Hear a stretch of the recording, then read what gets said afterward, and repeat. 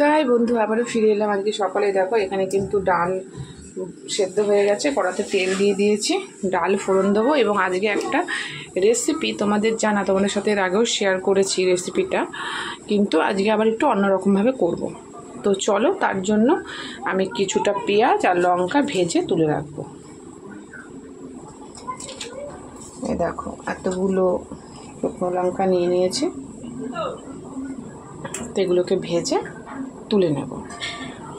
তো চলো, তেল গরম হয়ে গেছে, লঙ্কাগুলো দিয়ে দিই।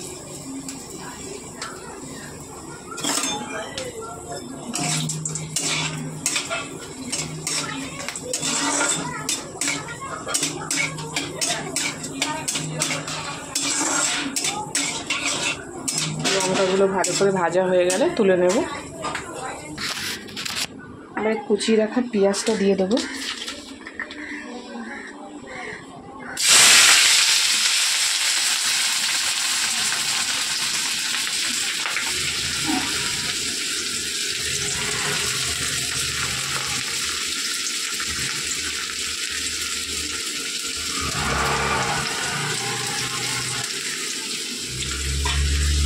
পেঁয়াজগুলো সুন্দর করে ভেজে নেব।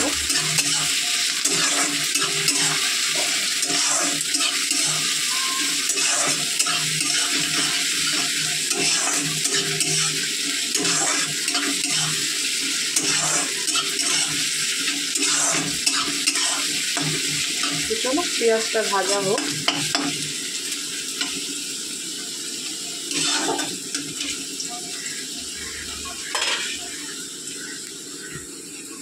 তো বন্ধুরা, আমি ওই বরবটির ওই রেসিপিটা করতে দেখো পেঁয়াজ ভাজা লঙ্কা ভাজা কিন্তু তুলে নিয়েছি, আর পেঁয়াজ ভাজার তেলটাও এখানে তুলে নিয়েছি। তো চলো, কড়া আবার ধুয়ে বসিয়ে দিয়েছি, কড়াতে তেল দিয়ে দিই। এবারে আলু চচ্চড়ি বসিয়ে দেবো। দেখো তেল গরম হয়ে গেছে, পাঁচফোড়ন দিয়ে দিচ্ছি, আর ভেজে রাখা লঙ্কাই দিয়ে দিলাম।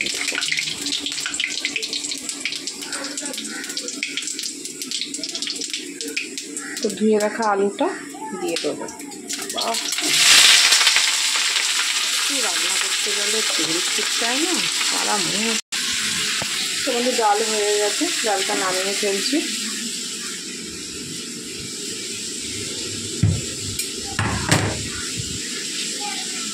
ভিজে বরবটি তো এখন নুন হলুদ দিয়ে দিয়েছি, ওইটা একটু ভাজা ভাজা হলে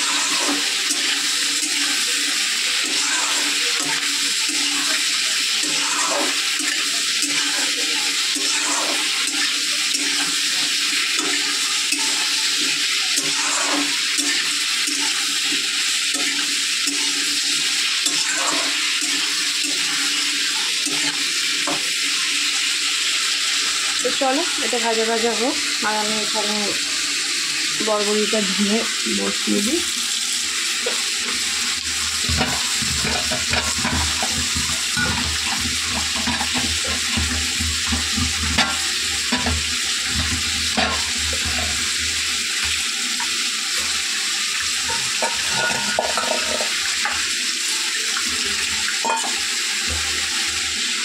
এটার মধ্যে বরবটিগুলো দিয়ে দেবো,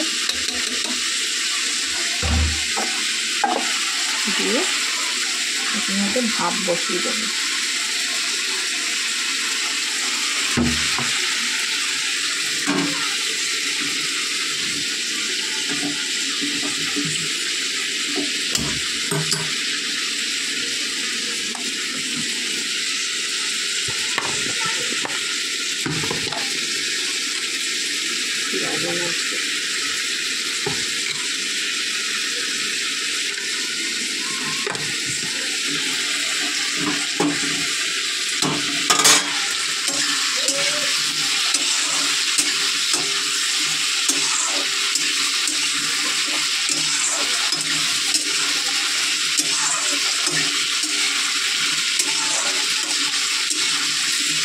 তো এটা ভাজা ভাজা হোক, চলো।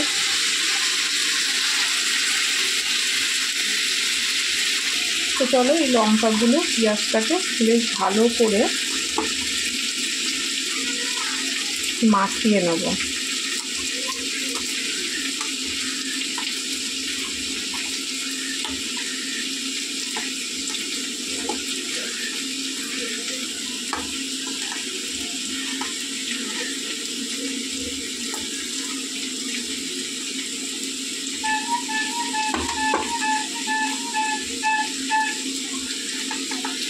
এর আগে আমি বরবটি পাতা করেছি যে এরকমভাবে দেখাইনি, এবার পেঁয়াজ অ্যাড করিনি, আজকে একটু পেঁয়াজ অ্যাড করছি।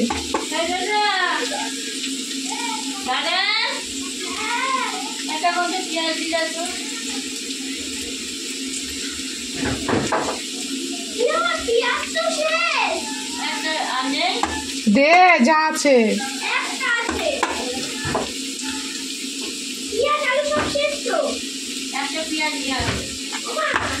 নিয়ে আয় না, আমি নিয়ে আসবো তো, আজকে তোকে চিন্তা করতে হবে না।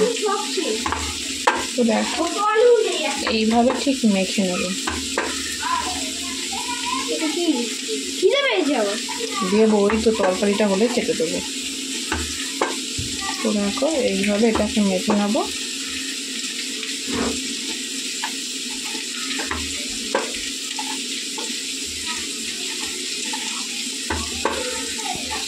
এইভাবে সুন্দর করে মেখে নেবো। তো দেখা যাক আজকে পেঁয়াজ দিয়ে কেমন লাগে।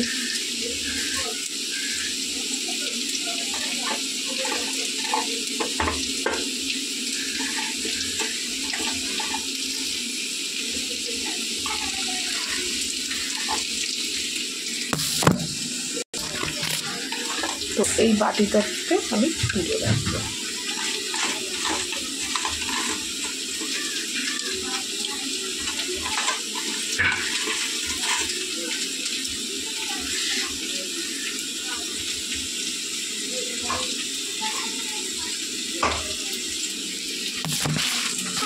তো দেখো এটা কিন্তু সুন্দর করে মাখা হয়ে গেছে, এটা থাক। আর এখানে পেঁয়াজ ভাজার তেল তুলে রেখেছি, তো থাকে।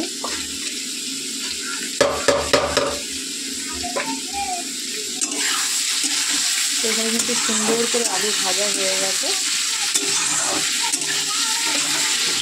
এর মধ্যে আমি জল অ্যাড করবো। আমার ছেলে এই তরকারিটা খেতে ভালোবাসে। তো চলো এটা হোক, ফিরে আসছি নতুন রেসিপির সাথে, পুরনো রেসিপি নতুনভাবে। তো চলো এখনকার মতন এই পর্যন্ত, সঙ্গে থেকো।